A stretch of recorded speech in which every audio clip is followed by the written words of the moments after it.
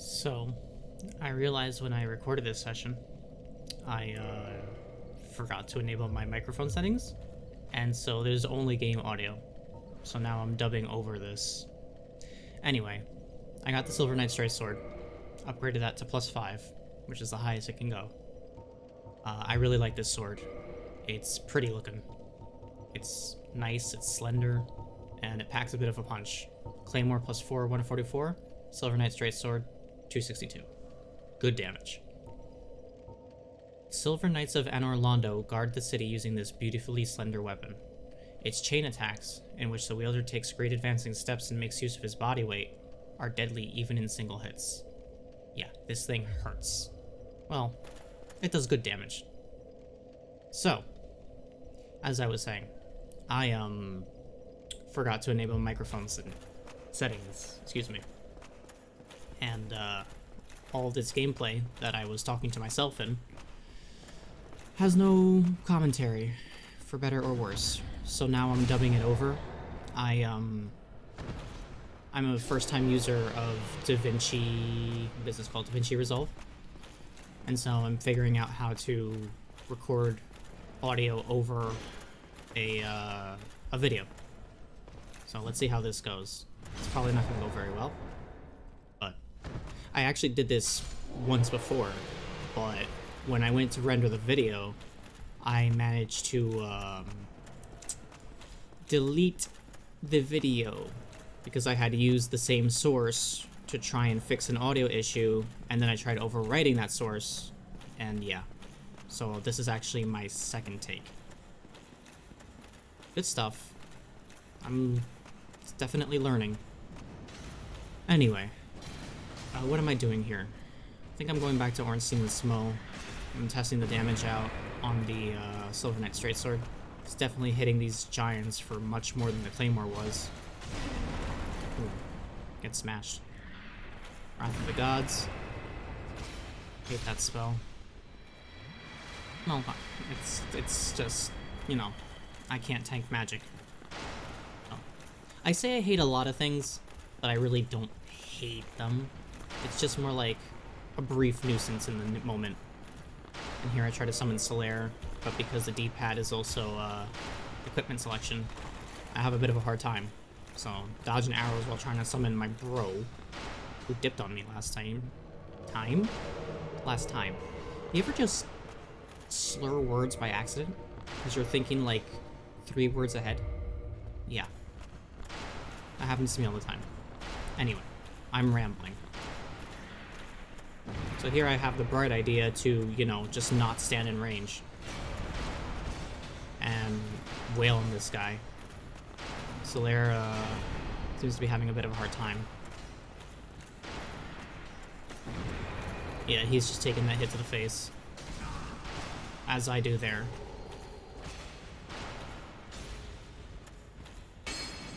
Good. Just clang right against that wall. He's healing. I say no to that, but he actually gets the heal off. But he goes down anyway. And I eat a humanity to heal. Which I would rather not do. But, you know. Gotta stagger those resources out. Okay. Back into Ornstein and Smough. Ornstein? I keep doing this. Eat some grass. Like good old demon souls. And back into the fight. This time with Solaire. And a better weapon. So he's gonna aggro Ornstein. And here I just wail on Smough. So the deal with this is, I don't know if I said it before. I think I said it in the previous take, but I don't remember if I said it in the previous part. With Ornstein and Smough, the boss that you want the items from, you kill second. So if you want Ornstein's items, take out Smough first, and vice versa. That's just how it works. So yeah, here he just melts. Silver Knight Straight Sword at +5 is pretty good, if I do say so myself. So here, Ornstein is like, alright bro, I'll avenge you. And he he powers up.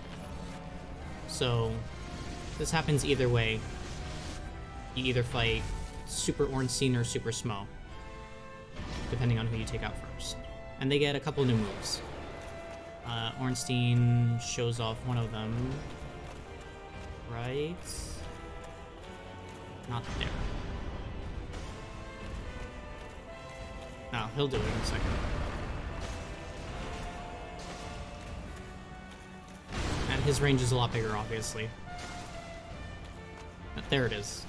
He does a ground pound, which has an electric shockwave to it. Also this move, which it hurts. He just skewers you, makes you an undead shish kebab. Oh, there's another player in the background there. The ghost of another one, anyway. But yeah, as I quickly learn, this attack cannot be blocked. Right here. Just right through your shield. No consideration given for it. And Solaire is, he's doing his best.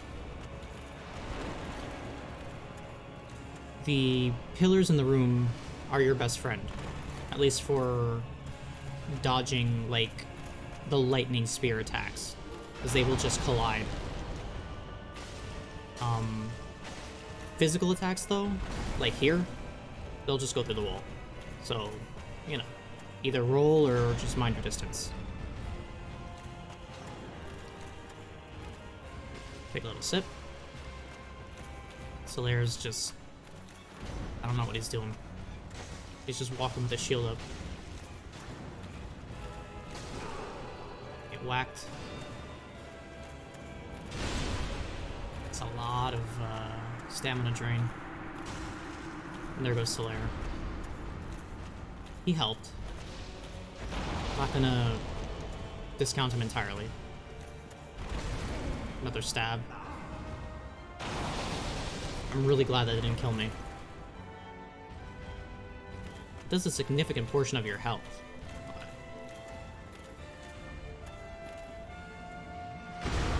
And there he just did not care for the pillar at all. I got lucky here, and he decided to shoot projectiles, which, you know, they're not too bad to dodge. Yeah. So here I get a little greedy. I knew that he was going to do that second swing, but I decided to try and swing anyway. And, you know, I paid the price for my greed. There are consequences to my actions. Alright.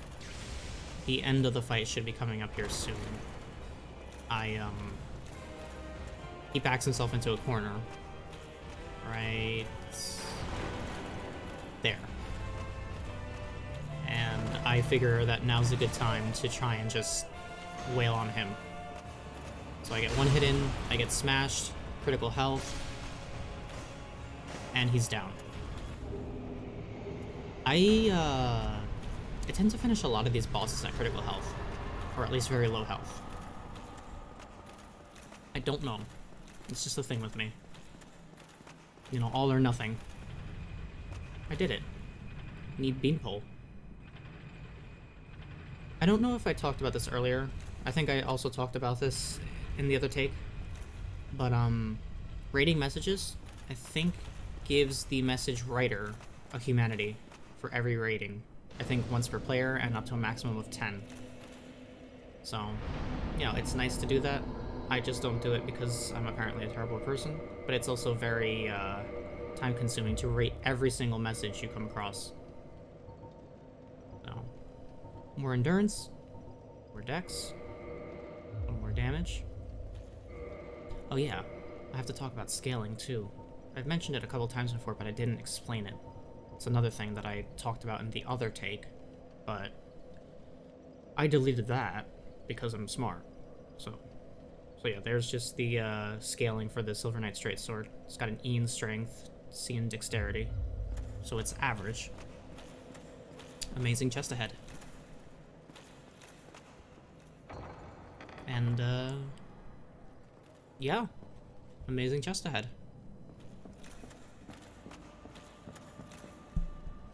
Come hither, chosen undead, I am Guinevere, daughter of Lord Gwyn and Queen of Sunlight. Since the day Father his wounded obscureth, I have awaited thee. I bequeath the Lord vessel to thee. And beseech thee, succeed Lord Gwyn, and inheriteth the fire of our world. Thou shalt endeth this eternal twilight, and avert further undead sacrifices. O chosen undead, thou hast journeyed far. Since the day and agreed without, now thou shalt may thou. So she just repeats her dialogue. And, yeah, I think I whip out the binoculars here. Try and get a good look at her. But, this angle's not too good, so she's just shrouded in darkness. Kind of fitting. Yeah, it's too dark here. So let me move to the side. There you go. Now you can see her face. Binoculars. There she is. Guinevere, Queen of the Sun. She big. And that's all I really gotta say on that. So now, with the Lord Vessel, you can warp to certain bonfires, which makes traveling a lot easier and a lot quicker. And normally, you would take this back to Firelink and place it on an altar, but there's a little something first. Well, something before that. First, I'm gonna revive this Firekeeper, since I killed Lautrec and his... well, just Lautrec. I kind of left the Phantoms alone. There she is. Thank you. I am Anastasia of Astora. Now I can continue my duty as a keeper. But I only hope that my impure tongue does not offend.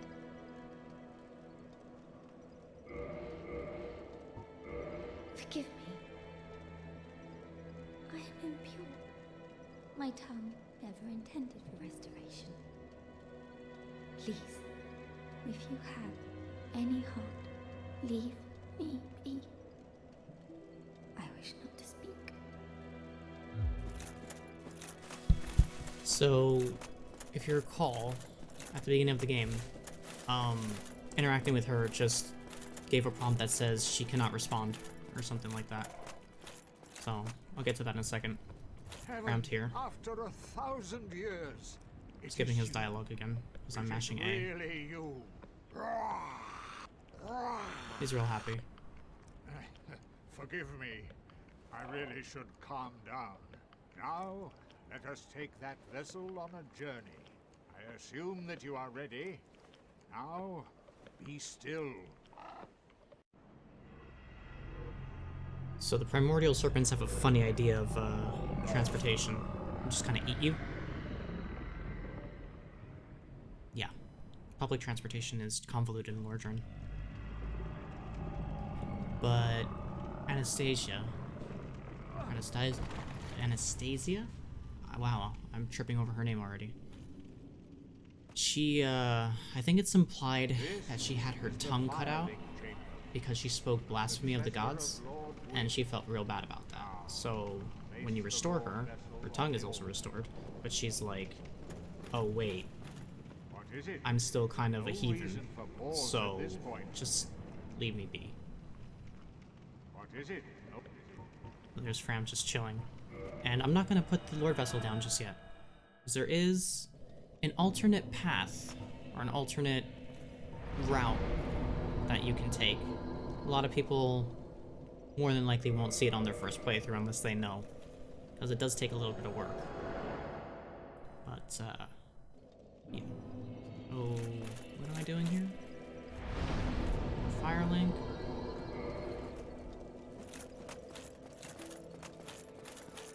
What am I doing here? Oh yeah, I'm talking to Frampt, because I wanted to offload the coins. He's snoozing though. He was so excited he fell right asleep. Kicking him does nothing, but hitting him does something. I'm fine. I'm fine. Well and wide awake. Do not treat me like an old withering snake. Well, I wouldn't if you weren't snoozing like that. I am pleased to see you well. Is it something urgent? Yes, actually. I need money. So the gold coin, silver coins, and copper coins can be exchanged for souls. I think that's the only use they really have. Aside from maybe trading? I don't remember. There's Laurentius. Laurentius. I swear. I'm getting really worried about how often I just mangle words. But, oh well. It'll be fine. So, first things first. Well, this is required for the endgame regardless. One way or another. But to get to this little section, you need to start by buying the Crest of Artorias for 20,000 souls from the blacksmith here. And we're gonna head back to Darkroot Garden. Yeah, Darkroot Garden. Darkroot Garden, Darkroot Basin, they're right next to each other, you know. And this was something that I didn't show because I forgot to record the part in which I got the Elite Knight set and everything. But there is a door at the end of this pathway, right next to a bonfire. That bonfire is hidden by a fake wall, by the way. In case, you know, you venture there and you're like, where's the bonfire? It's not a very hidden fake wall, if that makes any sense. More moss clumps. But yeah, there's a door that I need the crest for. Lying in ambush ahead, which I proceed to ignore, because I have the memory of a goldfish. But it's fine, because these guys go down in one hit. More moss. Delicious. Coming up is the door. Yep. It's kind of hard to miss. It has a big aura around it. And I'm going to tag the bonfire for safety. Bonfire ahead. Give it just a second so I don't lock myself in place. That's a weird frame rate thing. Here, give the Crest of Artorias to the door, and it opens up to the forest. And the forest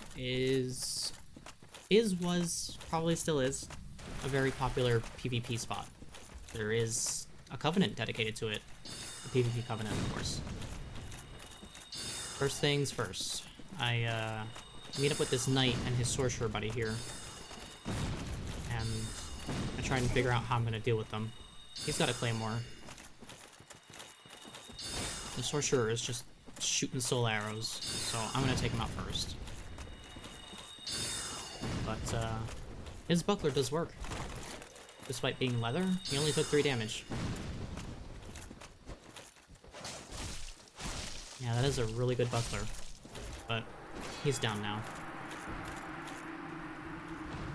Which leaves this knight. Just 1v1 him real quick. Tries to block this sword, doesn't really work for him. He kicks me. I try to kick him back, but he no-sells it. And a stab in the back. The forest is full of NPCs like this. I can only assume they are forest guardians, since they're kind of phantom-like. More treemen.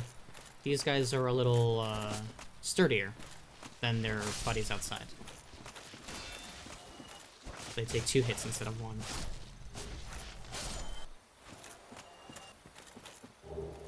More moss. You know, for all that poison I've been getting. Actually, poison becomes a problem later, so I shouldn't discount that. Here I count 3, but there's actually 4, as I find out in just a moment. I'm lucky that they didn't all jump on me at once.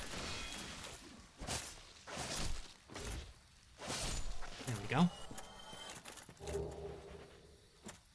And there is an item at the edge of that cliff.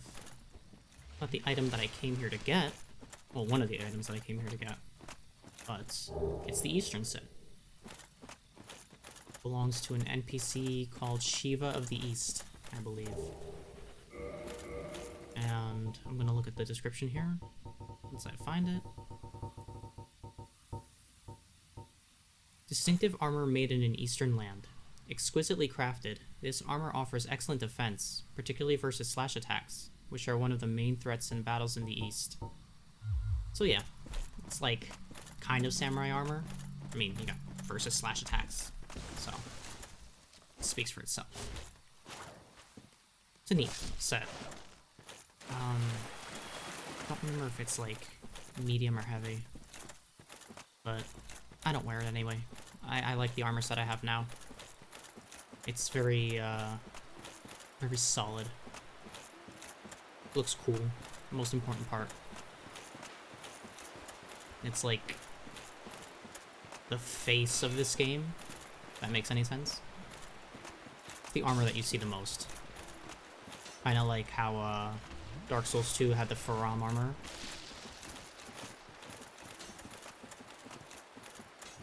That armor set with like the fur. That guy gets reposted. Take him down real quick. Which leaves the archer. Wearing the archer set, of course.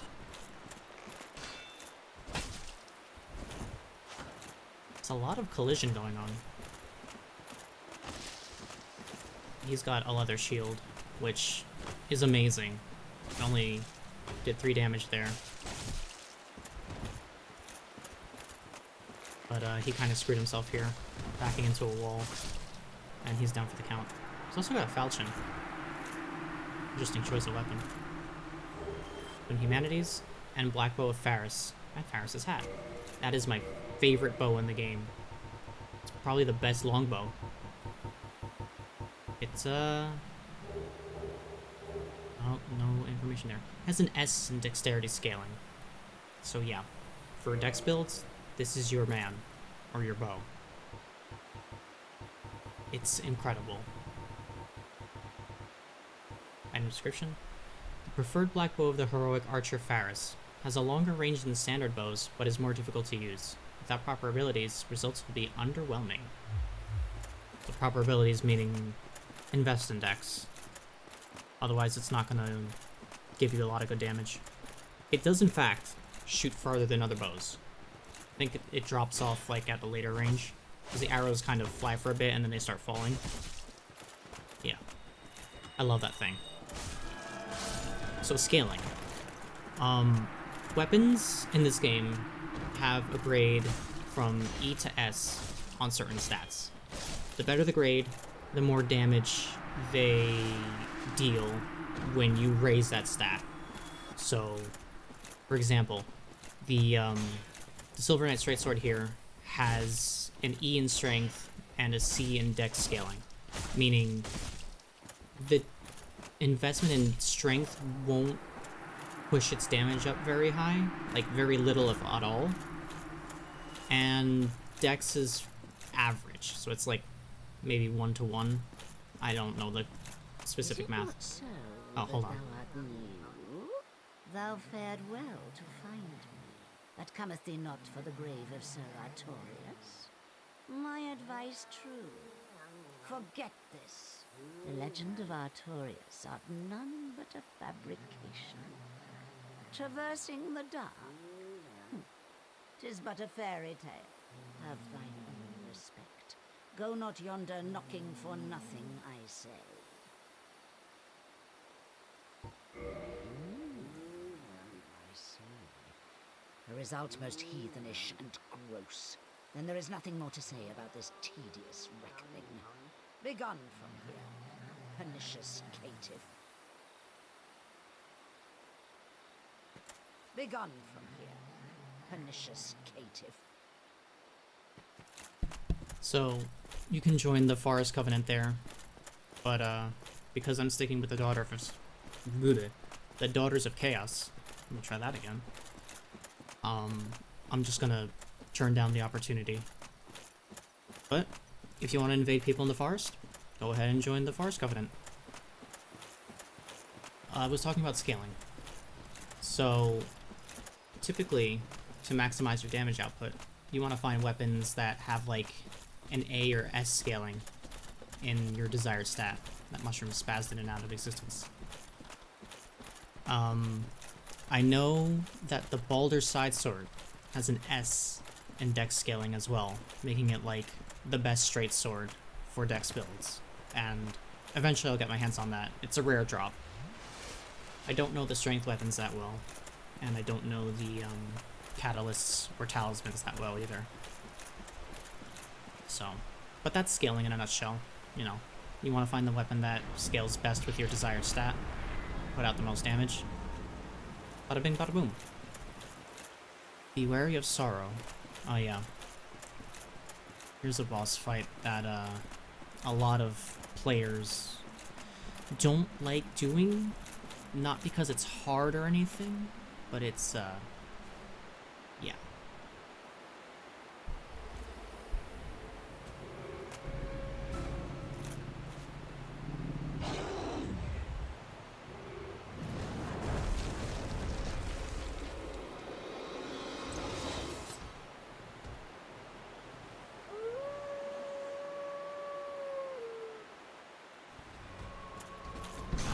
So this is the Great Grey Wolf, Sif. He guards Artorias' grave, and he does a little Blade Wolf here. Blade Wolf thing. Got the sword in his mouth. He's a good boy, and fighting him is a little sad. Now, the easy thing to do here would be to roll under his attacks and just wail on him, but I decide to be a coward and use my shield most of the time, despite the fact that I'm using a shield that does not have 100% damage reduction. So I'm taking unnecessary damage a lot of the time, and its stability isn't great either.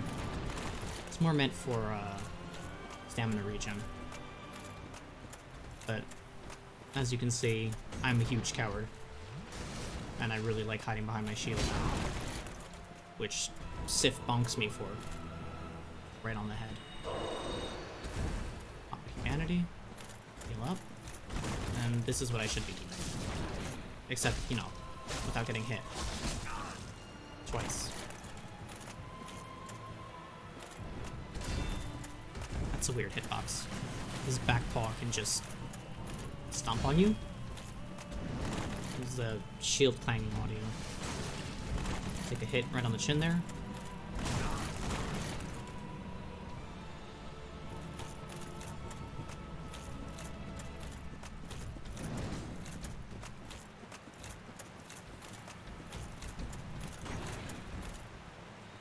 Hop into humanity. Just to heal. Even though I should be on the offensive.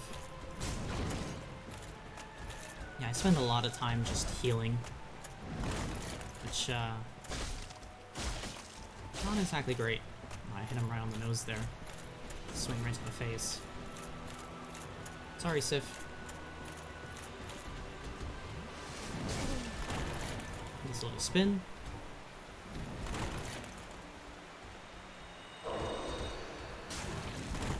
I should hit him again here.